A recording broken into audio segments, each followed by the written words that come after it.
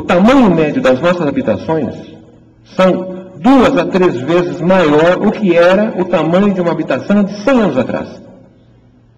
Há 100 anos atrás, uma casa que representava, em média, a metade ou até 1/3 do tamanho médio das nossas casas, há 100 anos atrás, uma habitação, uma residência, acolhia de 15 a 20 pessoas. Era esse o padrão das nossas famílias. As mulheres, por exemplo, eram, na verdade, verdadeiras máquinas de reprodução. Há 100 anos atrás, as mulheres, assim como os homens, mal conseguiam chegar aos 40 anos de idade. Era essa a expectativa de vida. E uma mulher de 40 anos até 40 anos de idade teria tido entre 15 a 20 filhos. Era esse o padrão de fecundidade, padrão familiar. Bom, mas uma casa com o tamanho menor que temos hoje, habitavam 15, 20 pessoas. Qual era a função de uma casa? Bom, a casa 100 anos atrás era um padrão, era uma referência em termos de reprodução humana, em termos de convívio, de educação, de aprendizagem, de sociabilidade. As casas nos dias de hoje, as nossas casas, não são mais padrão de sociabilidade. Nas nossas casas, cujo tamanho médio é 2 ou 3 vezes maior do que era 100 anos atrás, hoje abrigam 3 a 4 pessoas. Como entender que um padrão de casa é 2 a 3 vezes maior de 100 anos atrás e tem 1/5 das pessoas que viviam há 100 anos atrás? O que se transformou a nossa casa? A nossa casa se transformou num verdadeiro depósito. Pois é lá que nós guardamos, né, as quinquilharias que nós somos estimulados a comprar na sociedade do ter. Na sociedade em que, para sermos alguma coisa, nós temos que ter. Nós somos reconhecidos não pelo que somos, mas pelo que temos. E o que temos, nós guardamos nas nossas casas. Quando a gente voltar para casa, abriremos os nossos guarda-roupas e veremos a quantidade de indumentárias que temos lá, que dificilmente as usaremos. Mas é importante tê-las. A quantidade de calçados. Sem falar em que cada parte da nossa casa tem uma televisão, tem algum bem de consumo. Esse padrão não é reproduzível sem afetar ainda mais drasticamente o meio ambiente. Ele não pode ser reproduzido. Tá certo?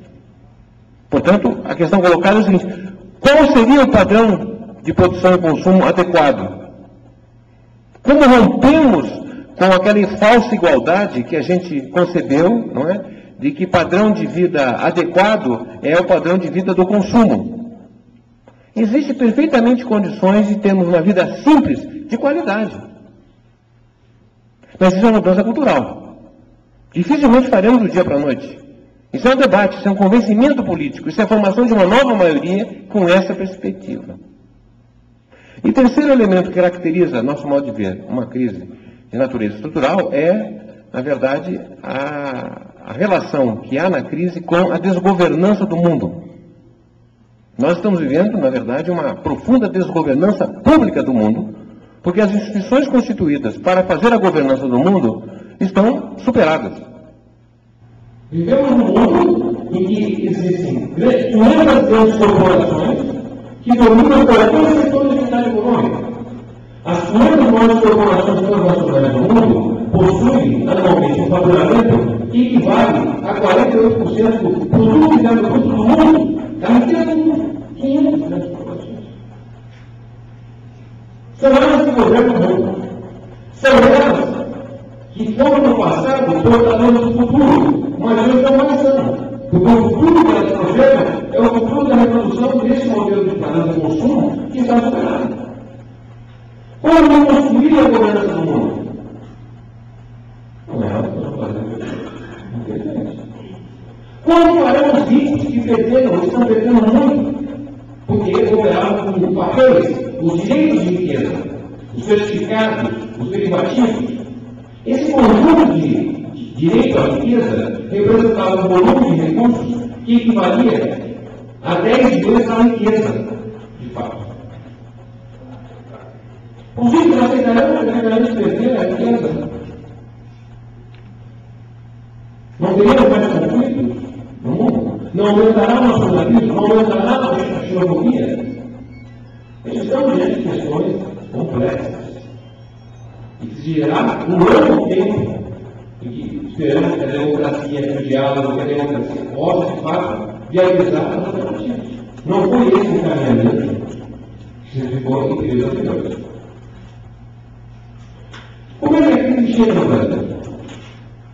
Nós temos, na verdade, três grandes mecanismos de inoculação da crise no Brasil.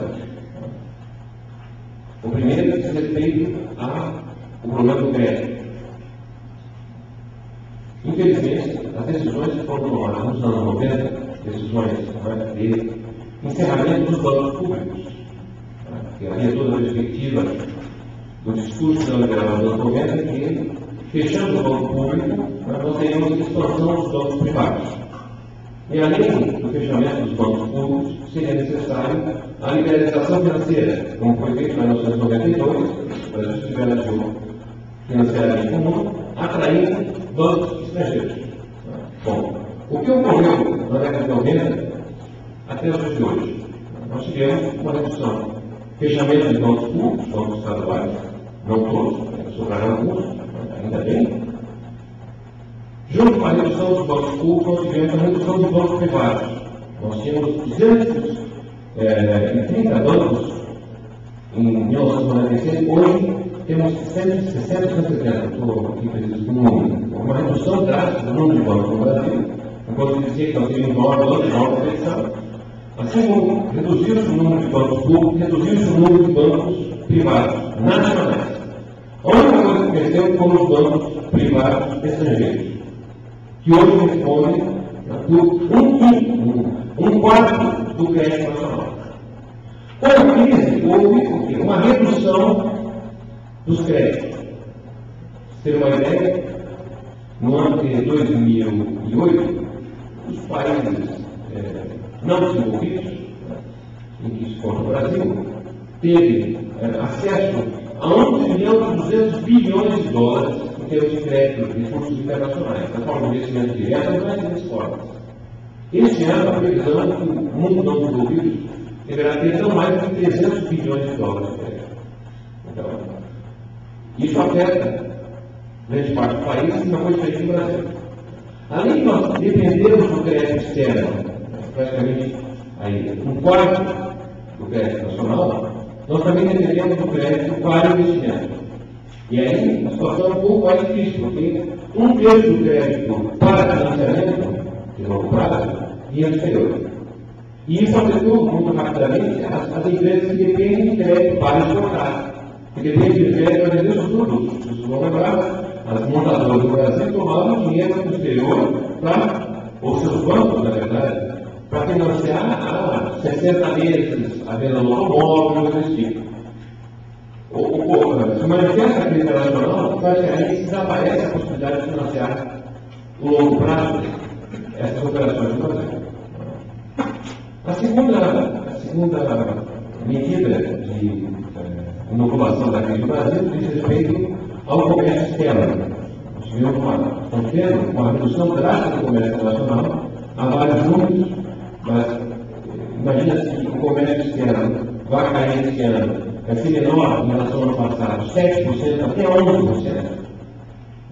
Essa é a primeira vez que vai ocorrer desde 1982 para cá. E essa redução do comércio impacta justamente nos países que dependem mais de exportação. Não é essa a nossa realidade, nós temos mais de 16% do nosso comércio, as exportações do Brasil representam em torno de 15% do nosso PIB. Então, a redução